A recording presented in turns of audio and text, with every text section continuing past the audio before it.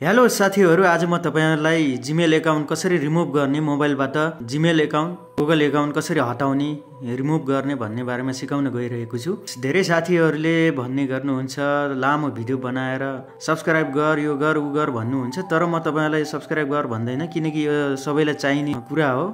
तपाईहरु आफै जानेर सब्स्क्राइब गर्न सक्नुहुनेछ, किनकि यसमा धेरै टेक्निकल सम्बन्धी कुराहरू हुनेछन्।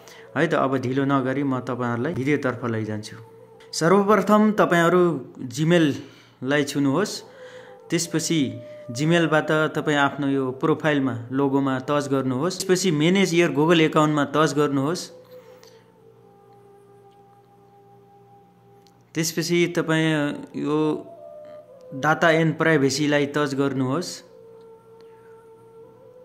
त्यसपछि स्क्रोल गर्दै तल झर्नुहोस्। स्क्रोल गर्दै जानुहोस्। तल पुगेपछि तपाईहरु यहाँ देख्न सक्नुहुन्छ डिलिट योर गुगल एकाउन्ट, यसलाई टच गर्नुहोस्।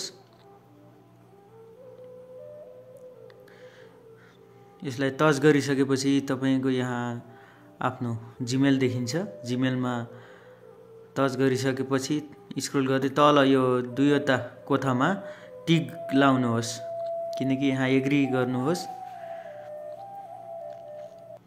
एग्री गरेपछि यहाँ टिक लगाइसकेपछि तपाईहरु यो डिलिटमा टच गर्नुहोस्।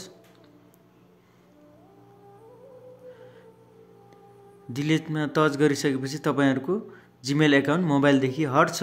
त्यसपछि नयाँ एकाउन्ट बनाउन सक्नुहुन्छ। यसलाई पुनः फेरि पनि लगइन गर्न सक्नुहुन्छ।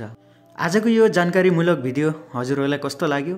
सल्लाह सुझावको लागि कमेन्ट गर्न नभुल्नु होला। लाइक, कमेन्ट, शेयर गरेर सपोर्ट गरिदिनु होला है त। धन्यवाद।